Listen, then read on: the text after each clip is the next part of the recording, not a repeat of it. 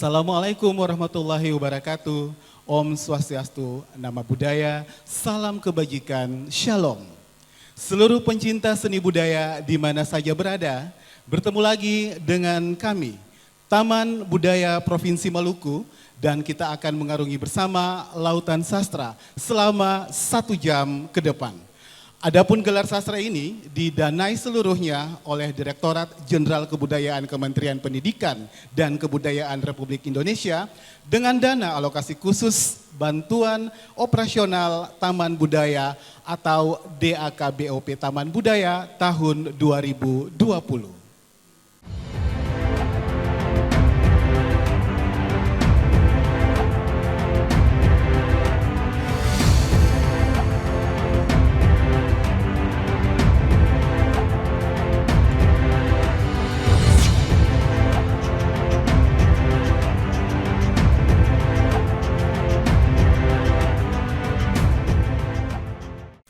Adalah mimers, pemuda yang penuh ambisi dan harapan, terhempas dalam kenyataan yang tak mampu menjawab ambisinya. Sementara penjual kecil masih saja menjadi sendi dan nadi hidup negeri ini dan fenomena kolong jembatan. Beradu rayunya para konglomerat, jalanan berdebu para cukong, dan segala problem menafkahi bapak-bapak dan tamu negara adalah sesuatu untuk sekedar simbol memiliki. Keras, sementara manipulasi-manipulasi dari karangan atas sampai rakyat kecil mungkin telah menjadi sekedar mengisi kekosongan pada ruang yang bernama kesenjangan. Telah dimainkan dengan gerak kemayu teatrikal dan gestur-gestur pantomimers. Itulah totalitas dalam middle income trap oleh Bengkel Seni Embun.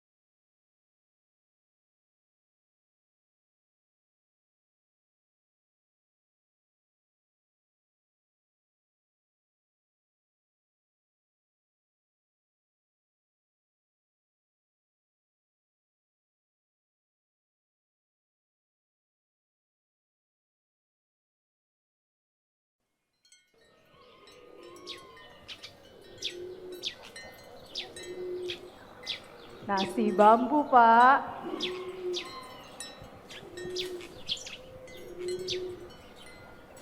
Nasi bambu, Ibu. Nasi bambu, Mas.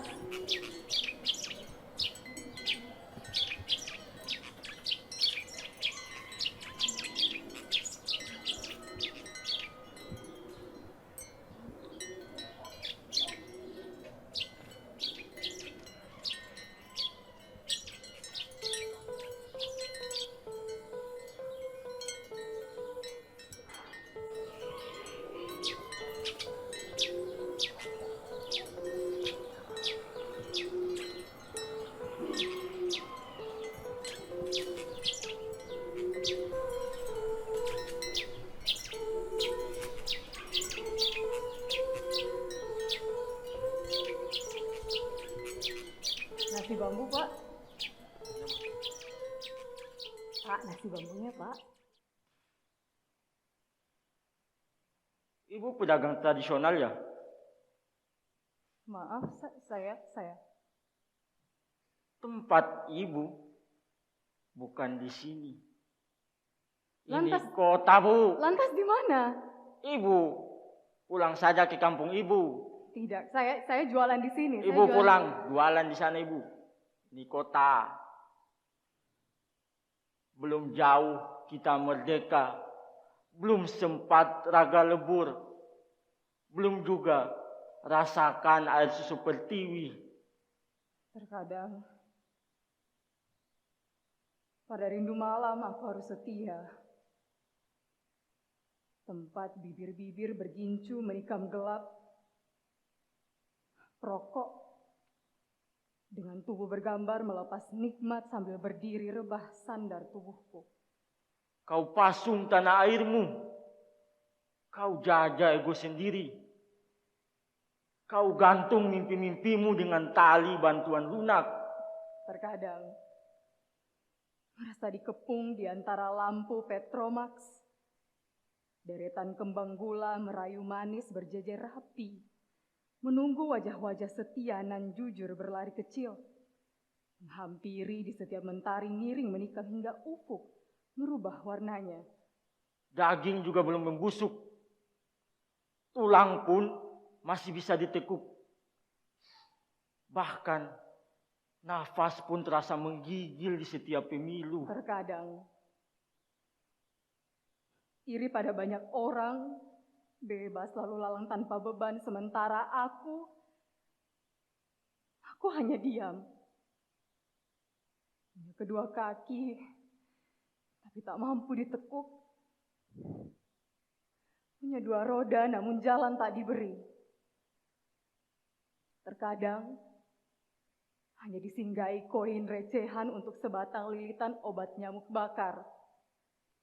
Dan sebatang lilin yang begitu bodoh terangi dunia sembari hangus tubuh. Jangan bicara pejuang jika pelor belum jadi sarapan.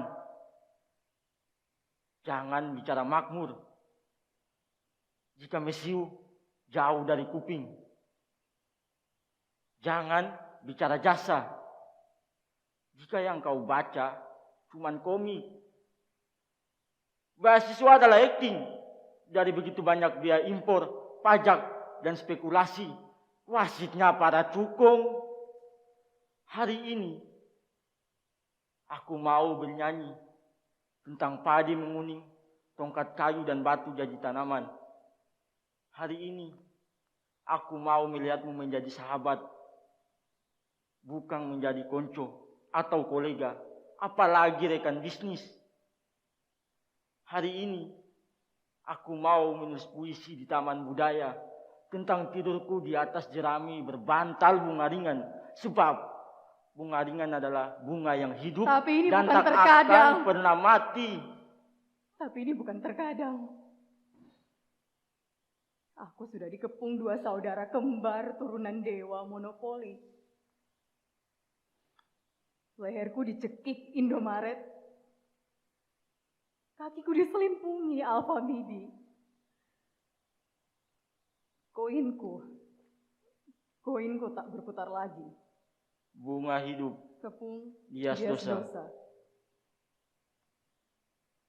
Menghisap sebatang lisong, melihat Indonesia Raya, mendengar jutaan rakyat, dan di langit 2-3 tukang mengangkang berak di atas kepala mereka. Matahari terbit, fajar tiba, dan aku melihat 8 juta kanak-kanak tanpa pendidikan. Aku bertanya, tetapi pertanyaan-pertanyaanku membentur meja para pejabat dan papan tulis para pendidik yang terlepas dari persoalan kehidupan. 8 juta kanak-kanak menghadapi satu jalan panjang. Tanpa pilihan, tanpa pepohonan, padang mau persinggahan, tanpa ada bayangan ujungnya. Menghisap udara yang disemprot deodoran. Aku melihat sarjana-sarjana menganggur di jalan raya. Aku melihat wanita bunting antri uang pensiun. Dan di langit, para teknokrat berkata bahwa bangsa kita adalah bangsa yang malas. bahwa bangsa kita mesti dibangun, mesti di-upgrade, disesuaikan dengan teknologi yang diimpor. Gunung-gunung menjulang. Langit pesta warna di dalam senja kala, dan aku melihat protes-protes yang terpendam terhimpit di bawah tilam. Aku bertanya, tetapi pertanyaan-pertanyaanku membentuk jidat para penyair salon yang bersajak tentang anggur dan rembulan, sementara ketidakadilan terjadi di sampingnya. Dan 8 juta kanak-kanak tanpa pendidikan termangu-mangu di kaki Dewi Kesenian. Bunga-bunga bangsa tahun depan berkunang-kunang pandang matanya di bawah iklan berlampu neon. Berjuta-juta harapan ibu dan bapak menjadi gemalau suara yang kacau, menjadi karang di bawah muka samudra. Kita harus berhenti membeli rumus-rumus asing. Diktat-diktat hanya boleh merumuskan keadaan. Kita mesti keluar ke jalan raya, keluar ke desa-desa, mencatat sendiri semua gejala dan menghayati persoalan yang nyata. Inilah sajaku, pamflet masa darurat. Apalah arti kesenian bila terpisah dari derita lingkungan? Apalah artinya berpikir bila terpisah dari masalah kehidupan? Sebatang Lisong W.S. Rendra.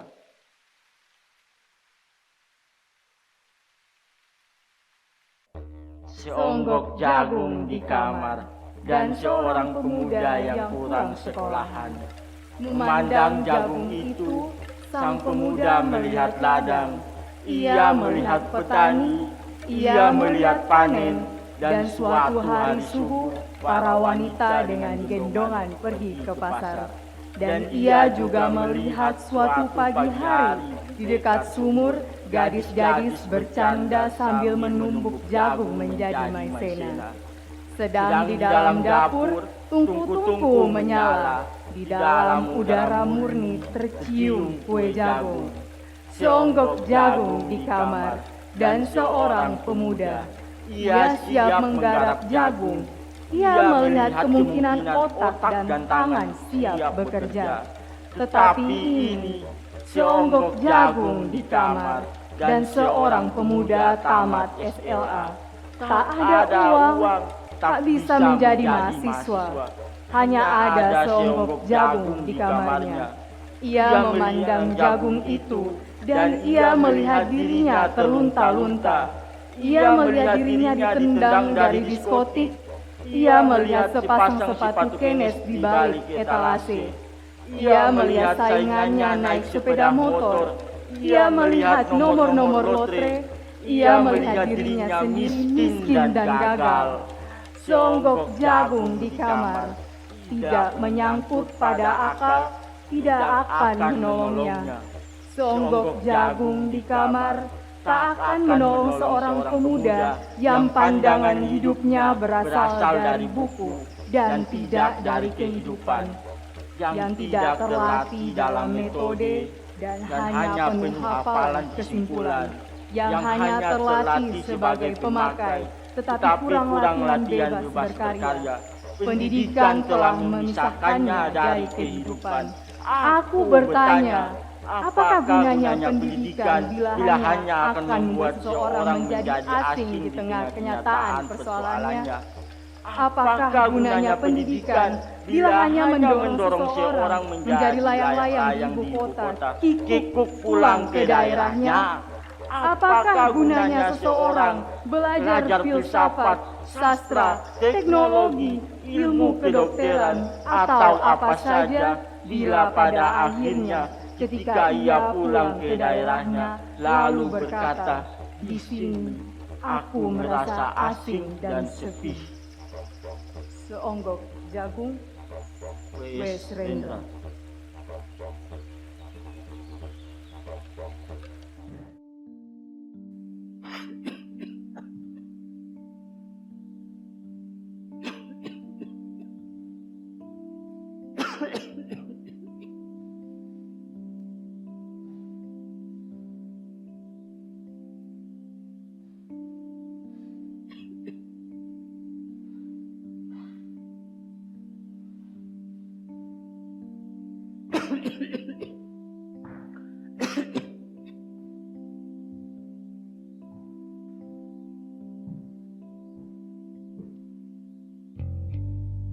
Kita punya pemimpi yang memaksa Nusantara untuk setara dengan negara-negara maju,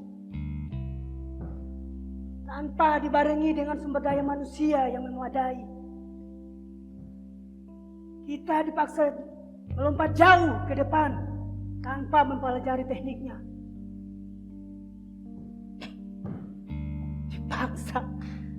Dipaksa untuk instan. Mungkin kita sedang lupa atau bertindak amnesia bahwa untuk jauh melompat kita butuh beberapa gerak mundur untuk selanjutnya melompat jauh.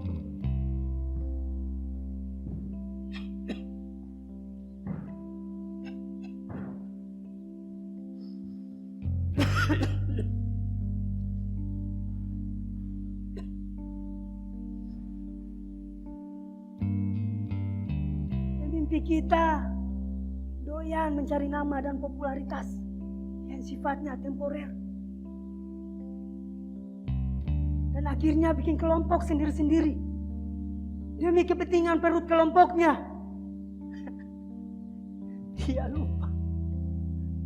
Dia lupa kalau dia itu pion. Pemimpi kita mengadopsi segala macam teknologi tanpa adanya filterisasi. Pemimpi kita juga tahu kalau kita punya harta karun adalah satu-satunya harta terakhir selain perut bumi yang dimiliki. Sebab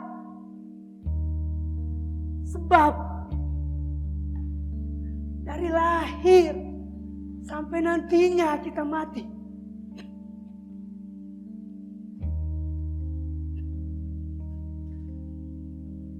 sebab dari lahir sampainya nanti kita mati, kita akan dikenakan pajak. Itulah harta karun terakhir kita. Itulah harta karun terakhir kita. Harta karun hias dosa.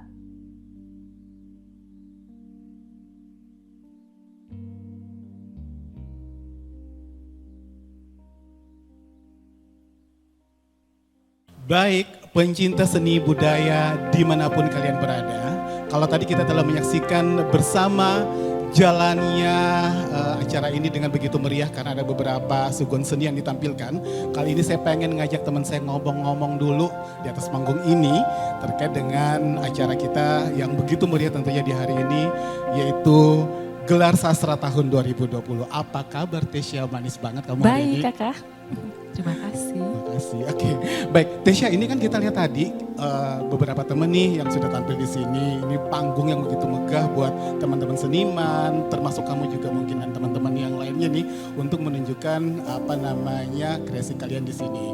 Harapan kamu apa sih dengan adanya panggung ini? Kalau kita melihat ini teman-teman sebenarnya juga banyak yang ingin tampil di panggung-panggung seperti ini. Terima kasih sebelumnya kakak. Yang pertama bersyukur karena memang Taman Budaya Provinsi Maluku menghadirkan acara Gelar Sastra tahun 2020 untuk seniman-seniman yang memang ketika pandemi ini terjadi, banyak seniman yang memang tidak punya job sama sekali. Jadi bersyukur karena saya boleh hadir di sini, boleh diundang di sini oleh Taman Budaya Provinsi Maluku, dan teman-teman yang tadi sudah menampilkan tarian-tarian juga pasti mereka sangat bersyukur. Terima kasih. Oke, jadi kamu dan teman-teman juga bersyukur ya dengan adanya event-event seperti ini, program seperti ini yang dilaksanakan atau yang dipersembahkan tentunya oleh Taman Budaya Provinsi Maluku, membuat seniman itu nggak mati. Seperti itu. Betul ya. Sekali. Oke, by the way nih, kamu mau nyanyi nggak hari ini? Iya, mau nyanyi. Mau nyanyi? Iya. Saya juga pengen dengar kamu nyanyi sebenarnya. Langsung saja saya perkenalkan, inilah pencinta seni dan budaya, ada Tesya Latumahina. Satu lagu untuk kita semua di saat ini, Ingin Kumiliki dari Ruth Sahanaya.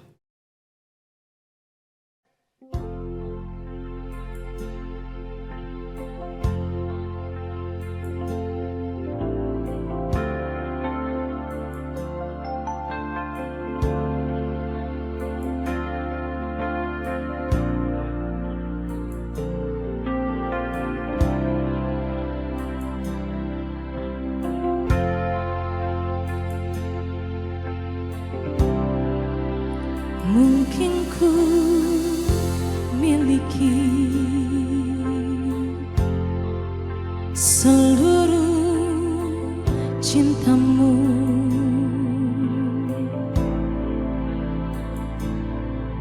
Ku sadari semua itu anganku.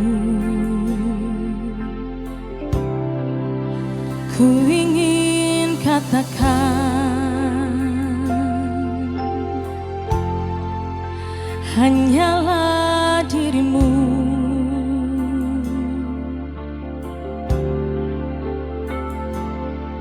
yang melukis warna mimpi hatiku. Ingin ku miliki dengan sepenuh hati, walau ku harus setengah terluka mengharap cintamu. Ingin ku sayangi tanpa terbagi lagi. Apakah mungkin menjalin kasih bila aku tak tahu bagaimana kau mencintai diriku.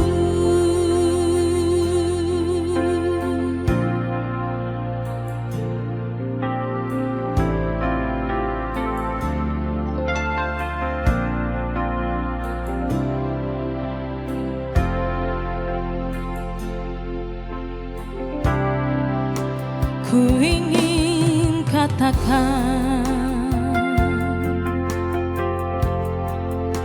hanyalah dirimu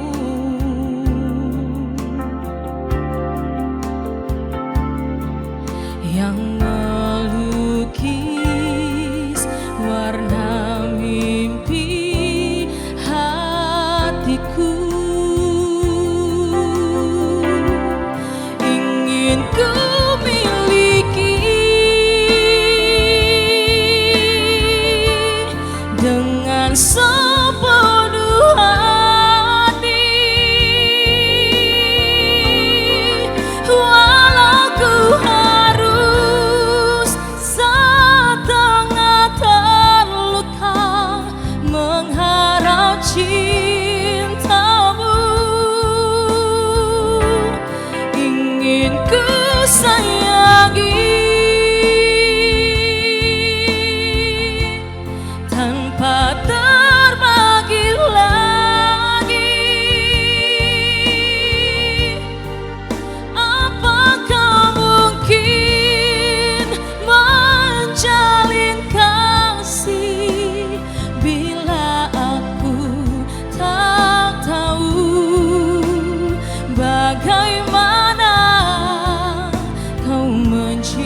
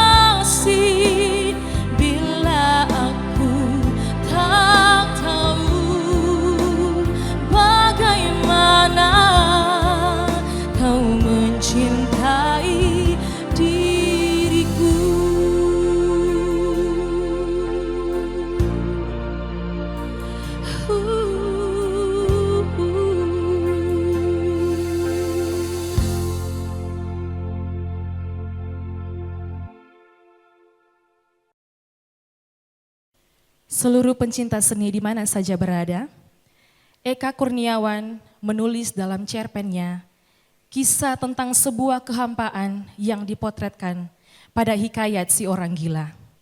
Perpindahan ruang, perubahan atmosfer, kehancuran. Apakah menjadi kegemaran ataukah kegelisahan? Bau mesiu, suara bedil, apakah obat ataukah racun? Mari kita nikmati komunitas sastra alam Pahanasa dalam hikayat si orang gila.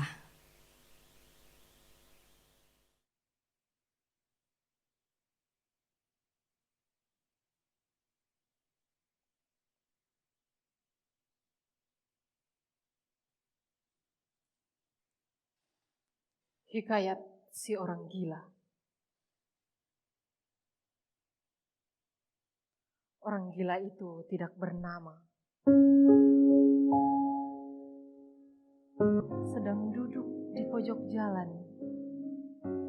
Di atasnya selembar kain koyak dengan kata referendum yang nyaris tak terbaca masih membentang.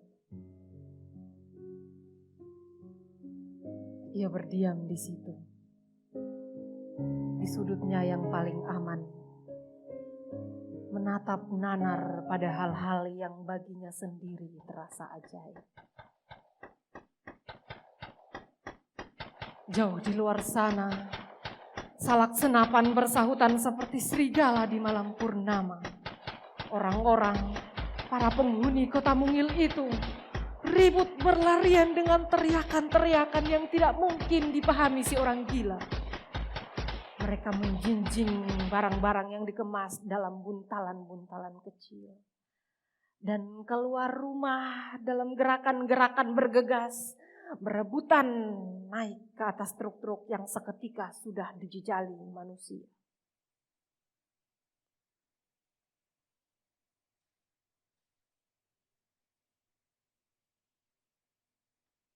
Orang gila,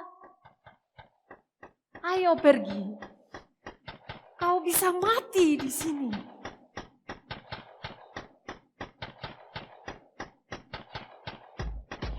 Si orang gila hanya memandangnya tanpa reaksi.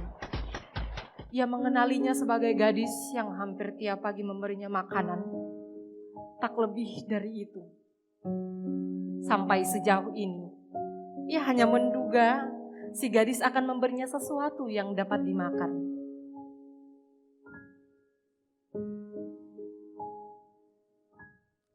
Ayo, tinggalkan kota.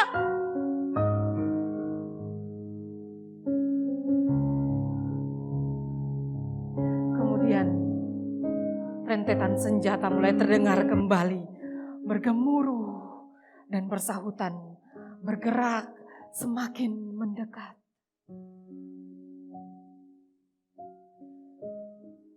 Cutia, cepat kau, berangkat kita. Seorang perempuan tua berteriak dari atas truk.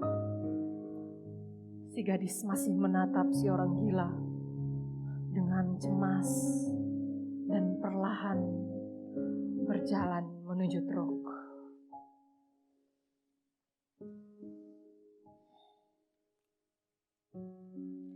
Setelah beberapa hari berlalu, kini ia merasa lapar. Di kota kecil yang mati itu, ia terseok sendirian, mencoba mengais sampah. Tiada juga ada makanan. Ia telah kalah gesit dengan tikus-tikus dan kucing liar. Tak ada lagi Cutdiah yang berbaik hati memberinya makanan. Juga tak ada Wak Haji yang kerap memberinya roti dari toko. Ia terdampar kemudian di sebuah bangunan sekolah yang separuh hangus terbakar. Papan tulis, kursi, dan meja yang telah menjadi arang. Foto presiden. Presiden lama yang tidak tahu keberadaan presiden yang baru. Tapi hal sepele mengganti foto tidak sampir mampir di ingatannya. Masih tergantung sebelum dilalap api. Asap hitam membumbung di mana-mana dan si orang gila masih tidak menemukan sesuatu untuk dimakan. Ia mulai asing dengan dunia dan dengan apa yang terjadi. Ketika siang datang dan pemberontakan di dalam perutnya semakin menjadi-jadi, ia mencoba masuk ke dalam rumah-rumah yang tersisa melalui pintu atau jendela yang telah dibongkar secara paksa oleh seseorang. Tapi ia tak menemukan apa-apa. Akhirnya, ia mengelum potongan kayu dan duduk lemas di trotoar. Dari arah selatan, berjalan perlahan sebuah truk tentara yang memuat sekelompok prajurit. Suara mesinnya yang meraung-raung masih terkalahkan oleh teriak nyanyian kelompok prajurit itu. Mereka berdendang, berjingkrak-jingkrak, sampai truk kadang oleng dibuatnya. Menyanyikan lagu-lagu kemenangan yang mirip nada orang-orang mabuk daripada nada patriotik para pahlawan.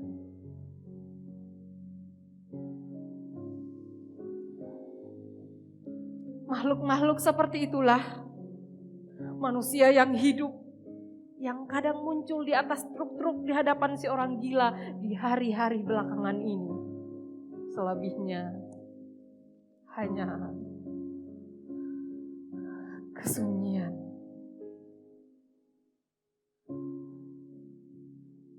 Dan mereka bukanlah orang-orang yang boleh diharapkan bagi si orang gila. Kelakuan mereka menyebalkan. Kadang melemparinya dengan benda macam apapun atau menggertaknya dengan tembakan. Naluri si orang gila seolah mengatakan bahwa mereka bukanlah malaikat penolong bagi perutnya yang kelaparan. Para prajurit di atas truk semakin ribut ketika mereka melewati si orang gila. Lagu semakin keras berbaur dengan teriakan-teriakan yang lucu menurut mereka. Si orang gila, sebagaimana seharusnya tidak peduli.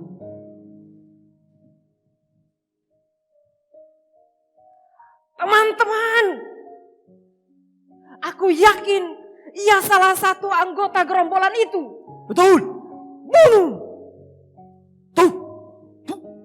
Dan meletuslah senjata-senjata, melemparkan peluru-peluru ke arah si orang gila.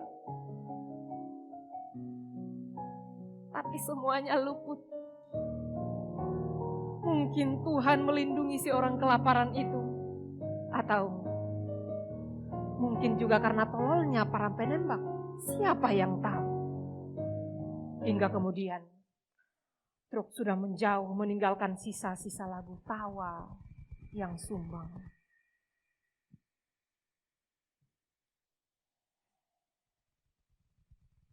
Dini hari yang beku datang tanpa diiringi nyanyian burung-burung sebagaimana biasa. Karena burung-burung pun pergi mengungsi, bermigrasi ke kantung-kantung yang lebih bersahabat. Bahkan burung gereja yang hanya terbang 10-20 meter pun telah menghilang tanpa jejak. Embun menetes-netes membasahi puing-puing kota. Membasuh bara api yang masih memerah di sana-sini. Bau karbon terhirup di mana-mana, membumbung di udara, bercampur dengan bau mesiu.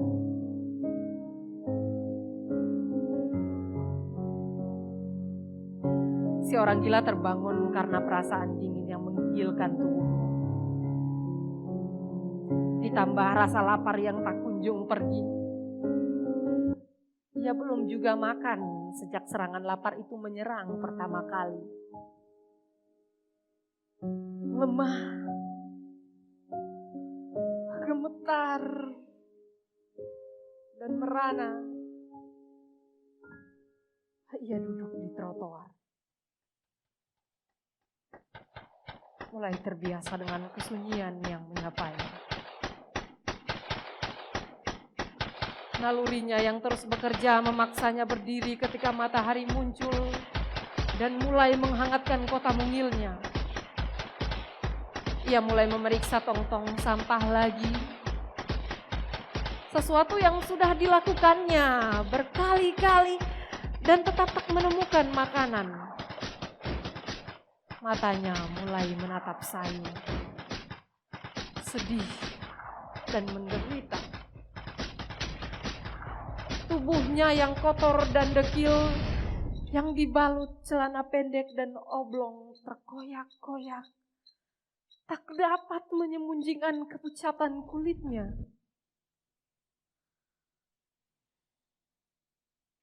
Dan ia mulai menjilati daun-daun basah.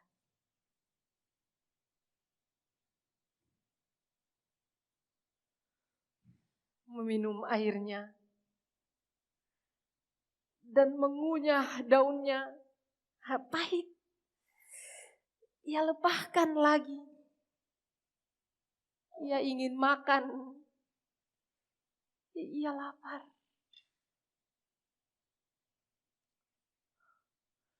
Dan jauh di sana, di sebuah tempat, bunyi mesin perang mulai terdengar lagi. Mulanya perlahan, lalu mulai bersahutan.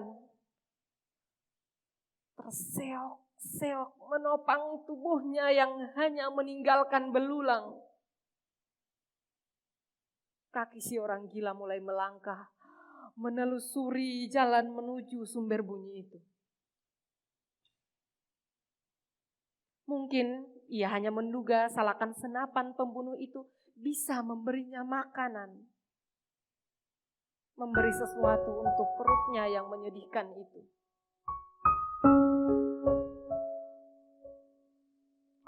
Maka ia tinggalkan kota kecilnya yang telah demikian ia akrabi. Tak ada orang yang melepas kepergiannya. Pun tak ada orang yang menangis untuknya. Ia mulai masuk jalanan berbatu dengan tanah liat yang mengering pecah-pecah. Di sana sini banyak bekas jejak roda truk yang besar membentuk jalur-jalur semerawut tanah liat. Debu berterbangan di terpa kakinya yang diseret-seret. Kehadiran si orang gila disambut kesuraman lain bebukitan yang semak-semaknya merenggut pilu. Bahkan bangkai cacing pun tak ia temukan untuk dimakan. Si orang gila terus berjalan di tengah rasa laparnya.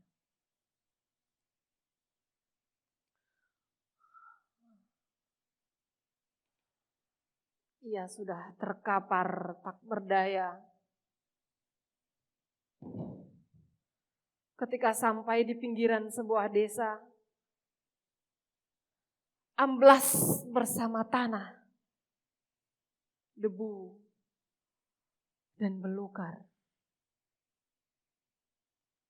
Tak jauh darinya,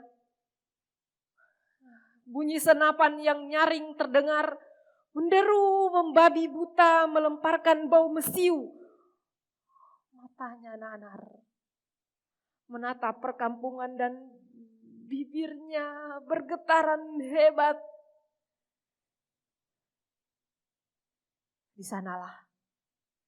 Di sanalah otaknya bekerja dengan susah payah. Di sanalah kau bisa temukan makanan untuk menunaikan tugas besar kehidupan. Berperan melawan kematian.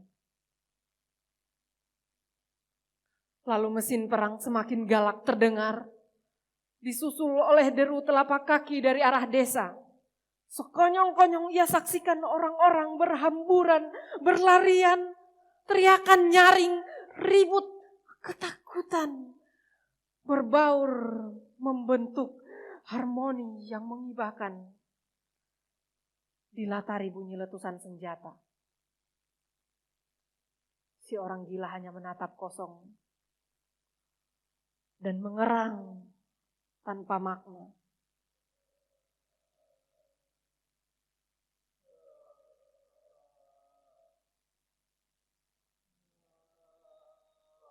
Kecuali hasrat membunuh rasa laparnya pada orang-orang itu. Perempuan-perempuan menggendong anaknya sambil menangis dan mencoba menghentikan anak mereka yang menjerit-jerit. Yang laki-laki, kebanyakan tua, membawa apa saja yang bisa mereka bawa.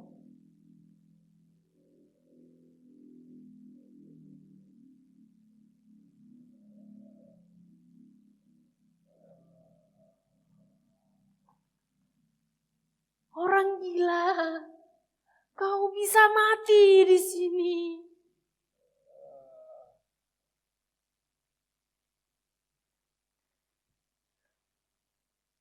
Kemudian ia berlalu, mengikuti rombongan penduduk yang terbirit-birit, lari ketakutan dari moncong-moncong senjata. Dengan tenaganya yang tersisa, si orang gila merangkak, menelusuri jalan setapak menuju perkampungan.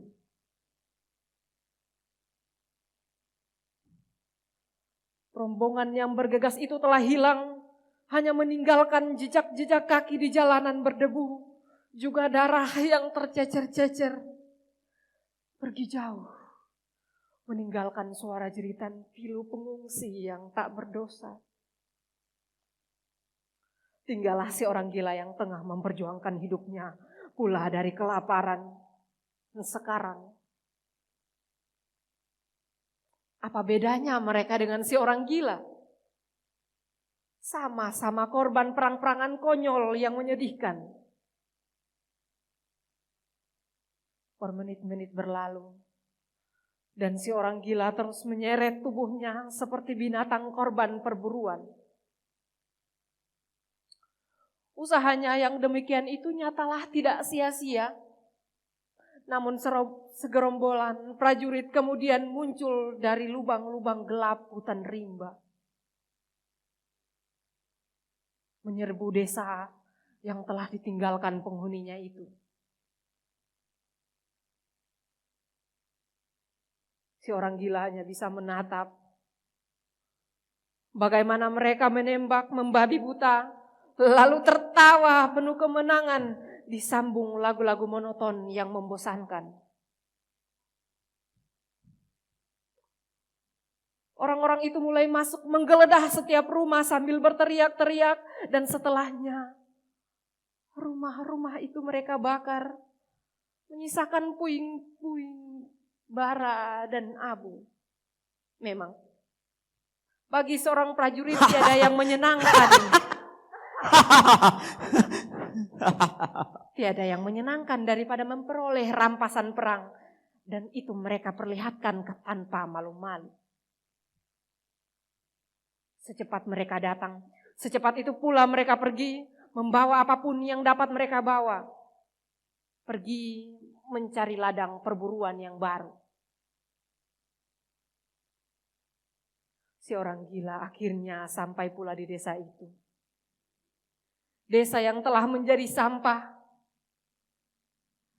hancur lebur tanpa berdaya. Ia hanya menemukan rumah-rumah yang telah menjadi arang. Tak dapat diharapkan. Meskipun begitu, ia seharusnya cukup bersyukur ketika menemukan sebuah rumah yang tampaknya masih utuh.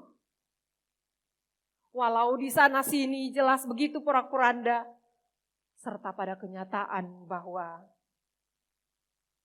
ia masih hidup. dengan tulang, daging dan darah yang tersisa. Si orang gila memasuki rumah tersebut. Sebagaimana di luar, ia saksikan kehancuran itu di dalam. Porak-poranda ditebas sangkur dan peluru. Tapi ia tak menemukan apa-apa untuk dimakan. Apapun isi rumah tersebut, tentunya telah dibawa oleh si pemilik. Dan kalau saja ada satu hal yang tersisa, tentu telah digondol oleh para prajurit yang menjarah. Tak ia temukan apa-apa. Bahkan remah-remah nasi pun tidak ada. Ia lapar. Dan tergeletaklah.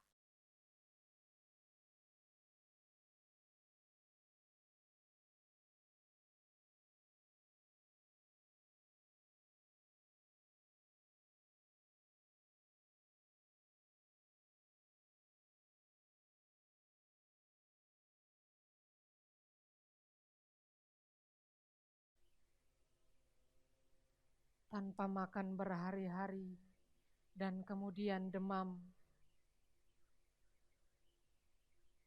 si orang gila akhirnya mati di situ. Terkapar, tak bernyawa.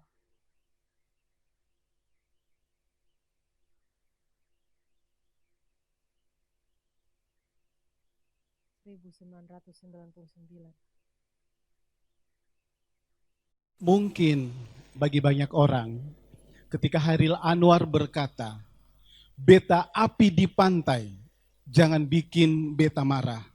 Beta bikin pala mati, gadis kaku, beta kirim datu-datu. Adalah sebuah ilustrasi, imajinasi tentang roh adat dari sebuah identitas kemalukuan, atau seperti apakah hayalan Hairil Anwar tentang Din Tamaela, nona hitam manis dari Ambon, pencinta seni budaya. Kita ikuti bersama ekspresi Sanggar Cakadidi dalam cerita buat Din Tamaela.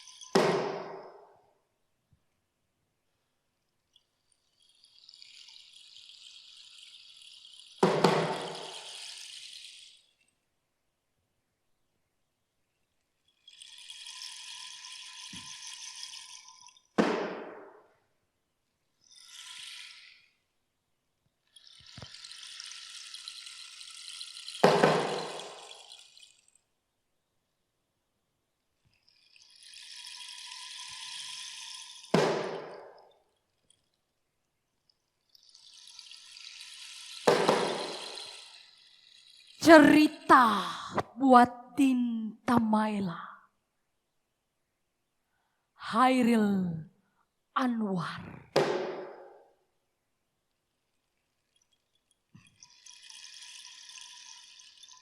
Beta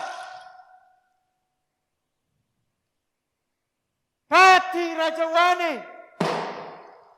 Yang dijaga datu-datu. Cuma satu. Beta Pati Rajawani Kikisan laut. Berdarah laut.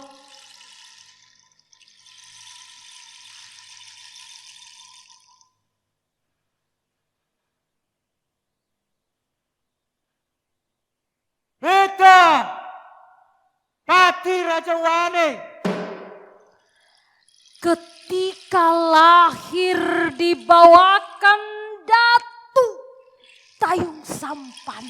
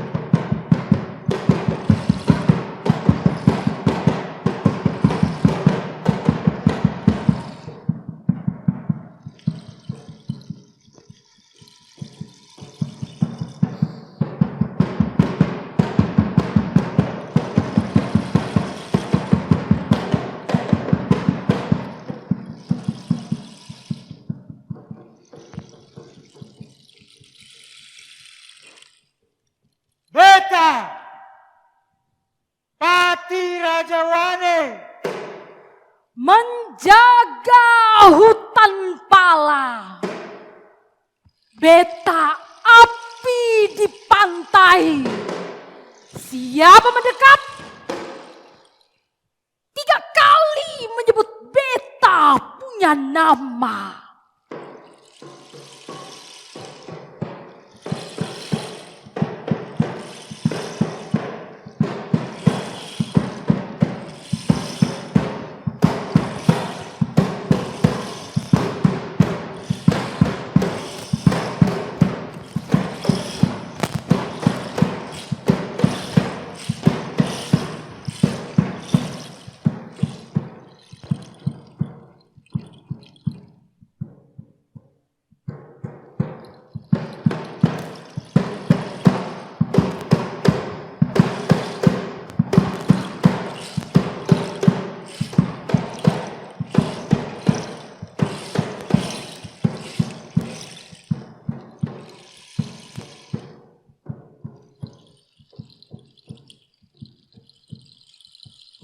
Dalam sunyi malam, ganggang menari, menurut beta punya tiba.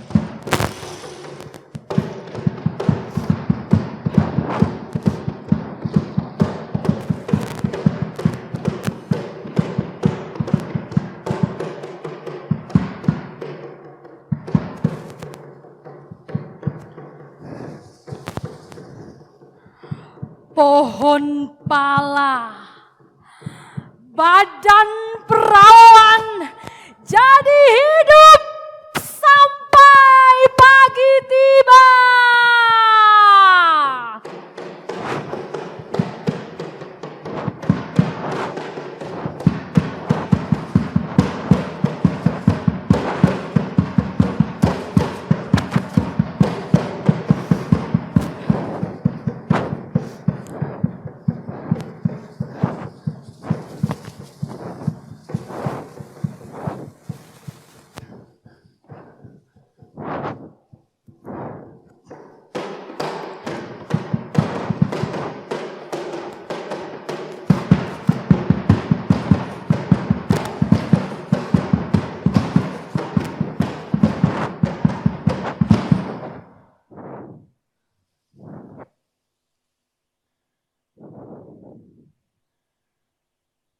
Mari menari,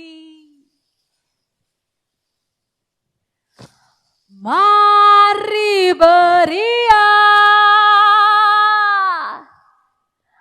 mari berlubang.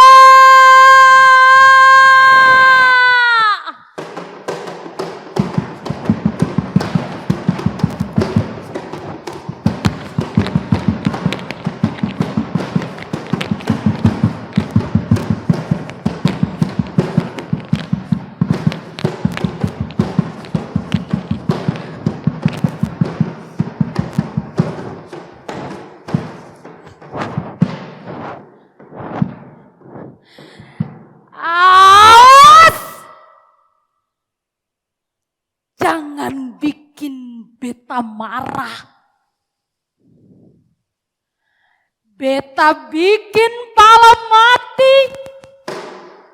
Gadis kaku. Beta kirim datu-datu.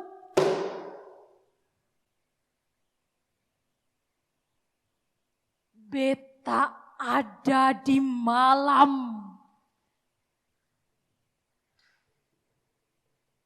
Ada di siang. Irama ganggang dan api membakar pulau.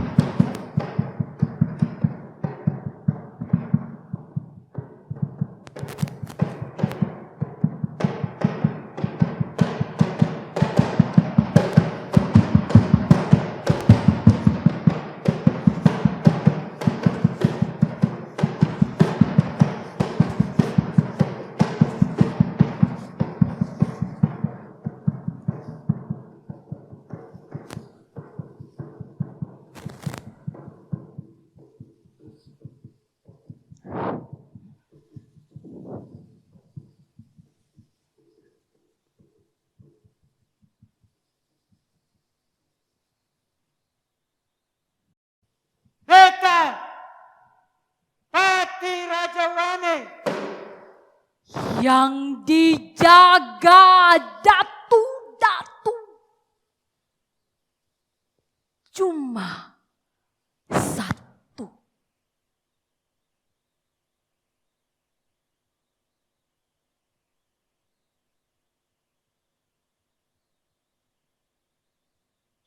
Oke, baik. Kita masih di acara Gelar Sastra tahun 2020 persembahan dari Taman Budaya Provinsi Maluku.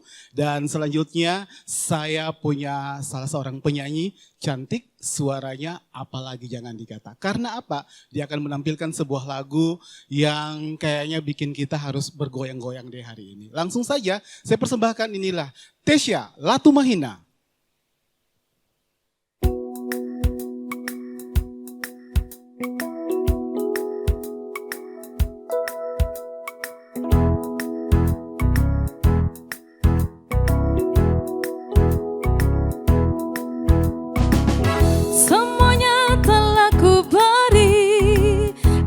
Kesungguhan hati ini kau tahu pasti dirimu tak perlu kau tanya lagi siapa pemilik hati ini kau tahu pasti dirimu. Tolong lihat aku jawab pertanyaanku, mau dibawa kemana hubungan kita? Jika kau terus menunda dan tak pernah nyatakan cinta, mau dibawa kemana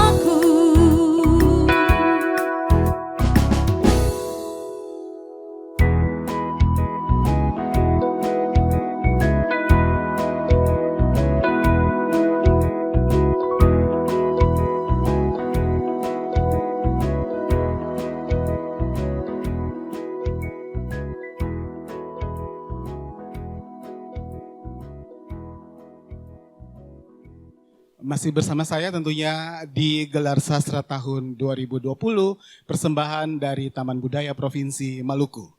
Depresi Lisa yang berbisa. Mensana in corpore sano. Pikiran yang sehat ada dalam tubuh yang sehat pula. Lisa dan tiang gantungan ini mempunyai suatu maksud untuk membuat kita merenung.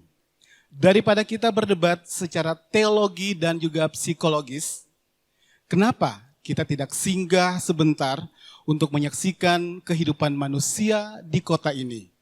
Menyaksikan keluarga sendiri dalam luka-luka batin dan masalah yang kadang membuat beberapa manusia memilih untuk menari bersama tiang. Pencinta seni dan budaya, mari kita berlayar bersama. Inilah Bengkel Sastra Batu Karang.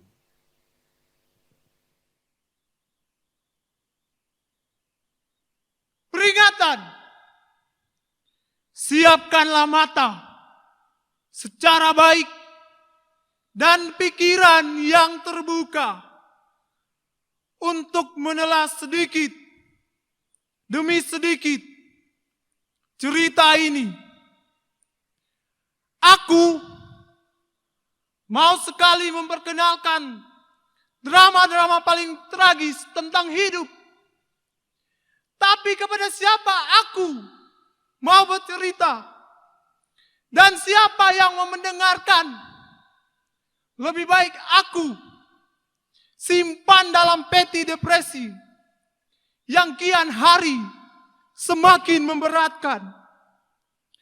Beban sosial, beban ekonomi, masalah keluarga, karir, dan tahun yang kian cepat. Dan segala macam beban dalam lingkaran setan kehidupan datang silih berganti untuk menghantui.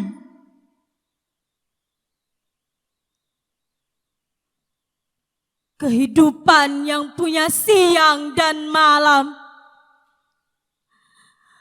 Terasa gelap tanpa bulan dan matahari.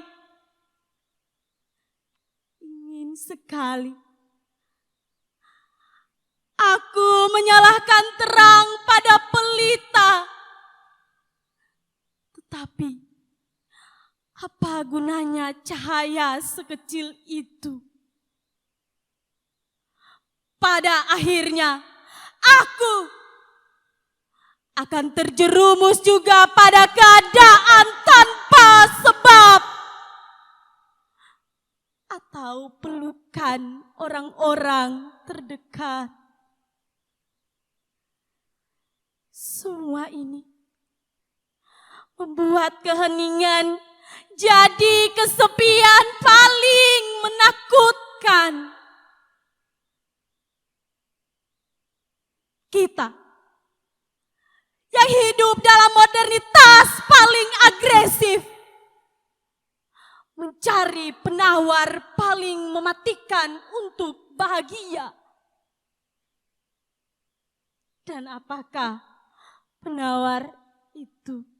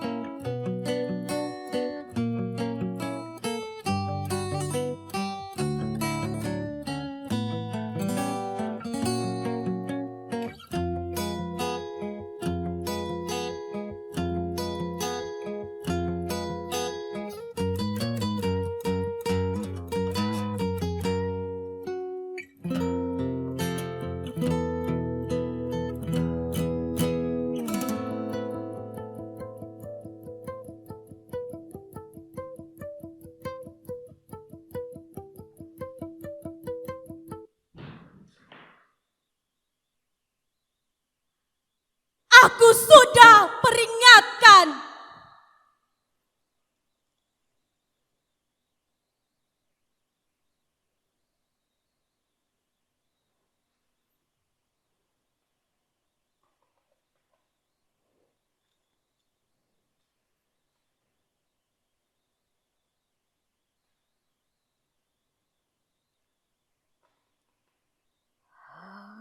Ambilkan bulan,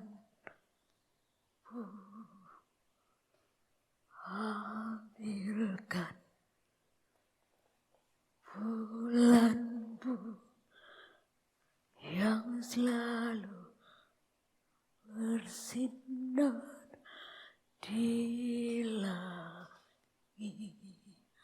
Aku sudah peringatkan. Di langit. Maka jangan pernah menyalahkan diri ini. Aku Cahayanya berdiri sampai hanya sebagai narator kehidupan. bintang. Ambilkan bulan Lisa, untuk yang kalian tonton tadi sudah mati sebelum skenario ini ditulis. di malam gelap. Aku Ambilkan menyayangi hidup. Sebagaimana kehidupan menghadirkan diri ini tanpa sebab. selalu bersinar Tapi mengapa di langit. harus ada sebab pada diri Di langit. seorang manusia? Entah dari mana kata-kata ini ditulis. Adakah seorang filsuf yang menuliskannya beberapa abad yang lalu? Ambilkan bulan, ambilkan bulan yang selalu bersinar di langit. Lalu, apa jalan yang ditawarkan dalam kehidupan serba mahal abad ini? Seberapa bahagia atau sedih hidup yang pernah kalian ingat? Wahai para penonton kehidupan, ataukah kita harus bernyanyi untuk mengakhirinya? Tidurku yang lelah Maka aku di malam gelap. memerlukan seseorang atau beberapa orang untuk menyelamatkannya. Ambilkan bulan yang selalu Bukankah kalian mengenalnya? di Atau tidak sama sekali? di langit. Bulan Apakah harus ada pengenalan baru kasih dan sayang itu ada? sampai ke bintang. Tolong Ambil tanggapi permintaan ini sebelum aku memilih mundur tidur dalam pekerjaan lelah untuk menghidupkan orang. gelap. Aku hanya membaca apa yang tertulis dan Ambilkan dia membutuhkan kalian untuk menontonnya. bersinar Aku tahu di doa tak sebesar apa yang kalian buat untuk mewujudkannya. Aku hanya minta tolong hapus ketersingan kita pada diri sendiri. sampai ke Buka bintang. matamu. Ambilkan Sapalah mereka yang hidup denganmu. Sebab luka itu ada. yang selalu bersinar Namun di tak langit. semua luka dapat terlihat pada permukaan kulit. Di langit bulan Adakah seorang tabib yang sempurna cahayanya untuk menyembuhkan cerita ini? sampai ke bintang. Tabib Ambilkan bulan adalah keluarga. menerangi tidurku yang lelah. Kita, Di malam gelap. kita yang bertarung untuk hidup. Ambilkan bulan Selalu merindukan rumah yang begitu hangat. bulanku Jika dia dingin, selalu bersinar beri sapaan di paling menghibur. langit, Dengan segelas teh hangat di langit. dan selimut yang bersih. Bulan Sisipkanlah waktu berderang untuk mengenal batinmu dan batinnya.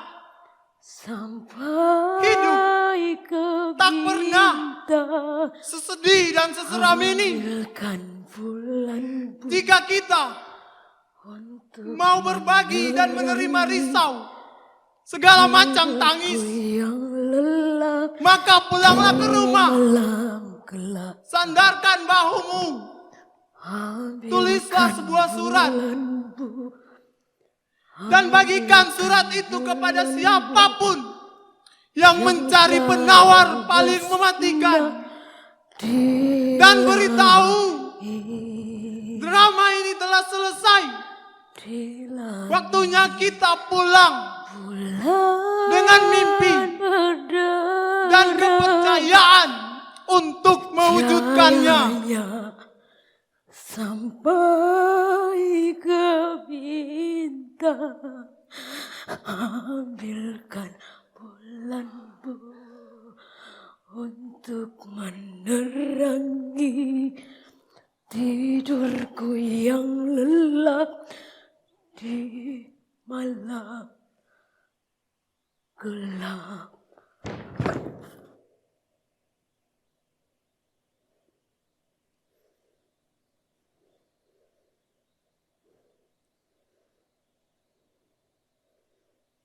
Pencinta seni budaya dimanapun Anda berada. Asmara, libido adalah muatan absolut dalam jiwa. Namun ekspresinya berada pada ruang-ruang terukur, kudus, mulia, sehingga asmara, seks, dan ekspresinya adalah sebuah peradaban manusia. Kita saksikan bersama Bengkel Sastra Maluku dalam Ranjang Bukan Ajang, buah pena Martin Luther Reasoa.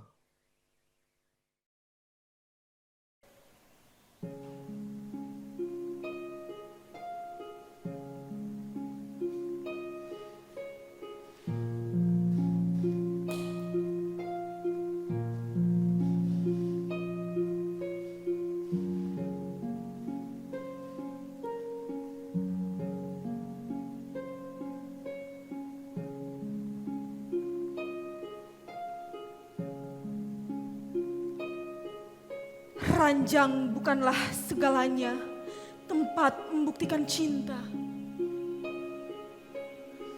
Karena bercinta bukanlah sekedar rasa yang pelan-pelan bisa lupa. Bercinta ialah tentang kedalaman jiwa, merasai keintiman birahi yang kian panas. Lalu menghidupkan harapan di dalam kesengsaraan.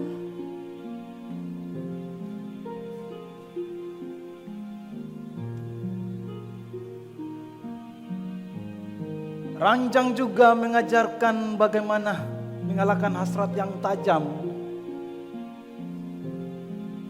supaya kita tetap mengingat nikmat yang takkan hilang walau cuma semalam.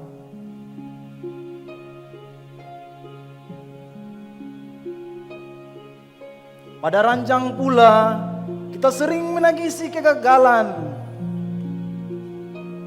Gagal tertawa, gagal meraba dada, gagal bercinta. Bahkan kita hampir mati ditikam asmara.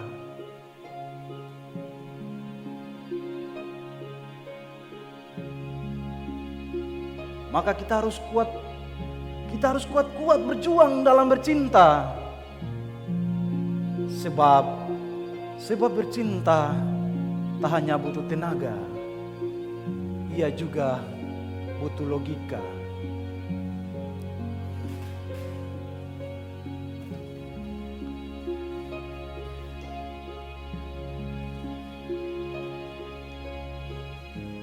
Maka sebelum bercinta, pintu kamar harus kita tutup.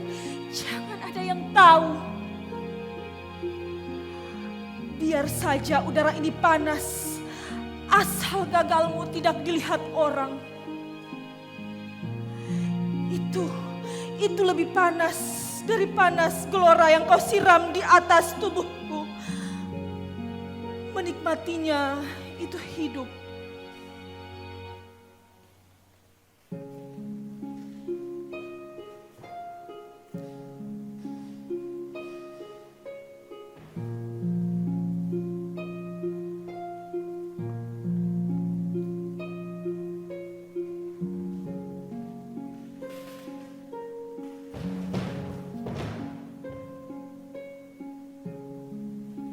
Sayangku,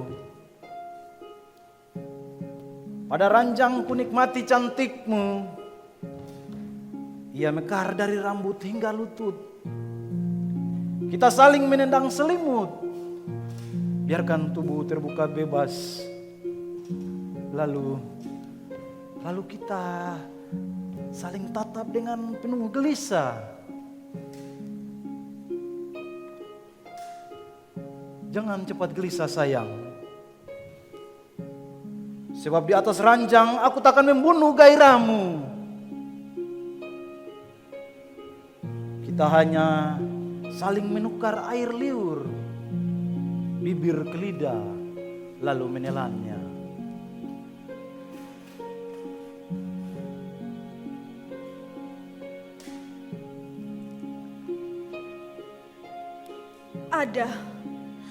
Ada banyak waktu yang harus kita bunuh di atas kasur. Tubuh pun demikian, harus kita hangatkan di atas ranjang. Sambil pikir masa depan, kita mesti memberi gesekan. Dahi menuju dada hingga mengakibatkan gravitasi nafsu yang tetap menahan cinta.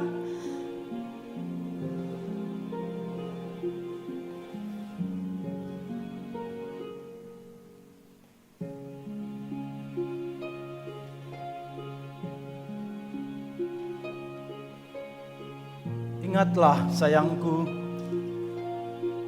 perkara ranjang bukanlah ajang membakar nafsu juga rindu. Tapi perkara kemesraan menjaga harapan yang mesti ditiduri.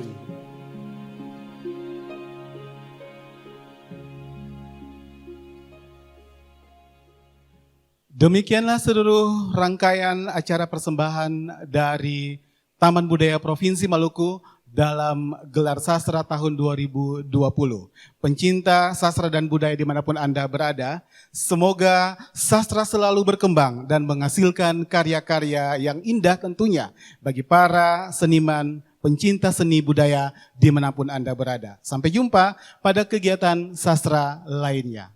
Salam sehat dan amato.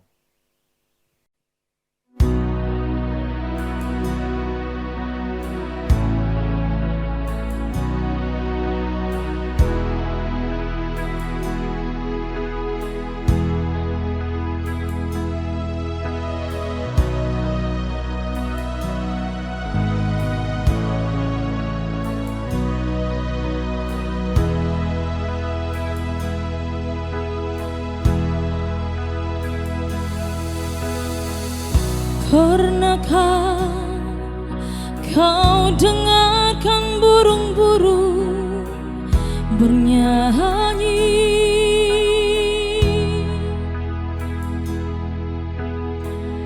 Pernahkah kau dengarkan dia menangis?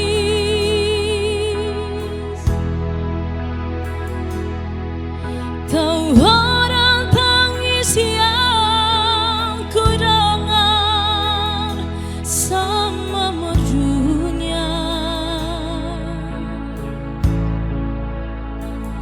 Ataukah memang aku tak tahu senandungnya?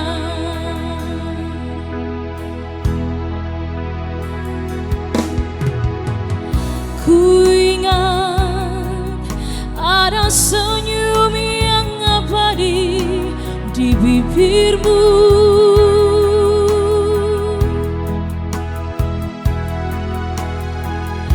Mengapa tiada lagi kini sayang?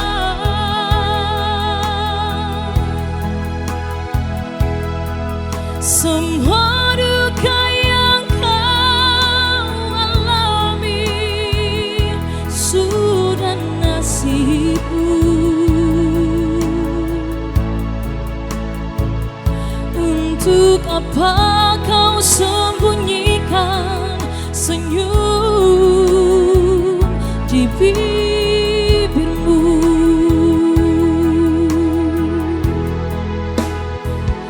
Walau ingin hatimu memeluk udung, manalah mungkin tangan tak sampai.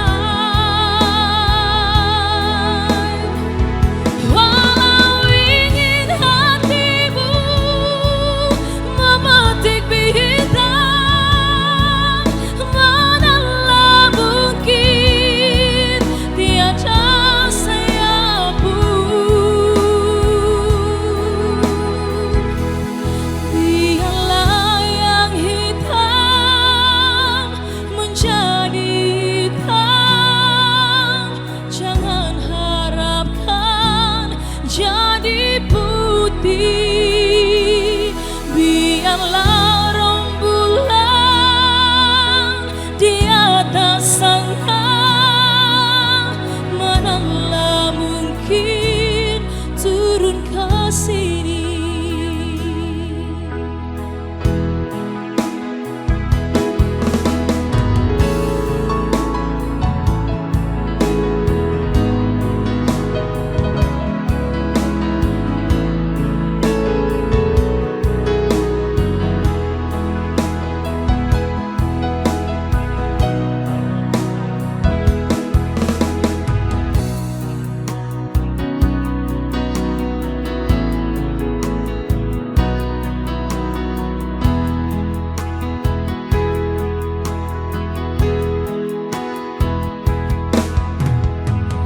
Lihatlah malam ini kau tak lagi sendiri.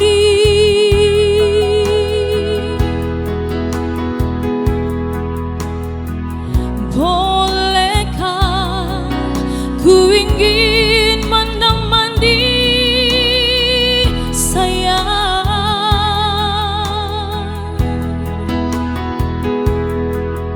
Ingin ku dengar ceritamu tentang hidupmu.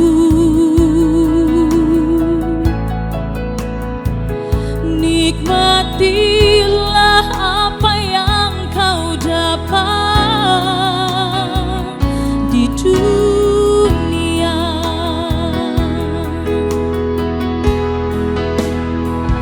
Walau ingin hatimu memeluk udung,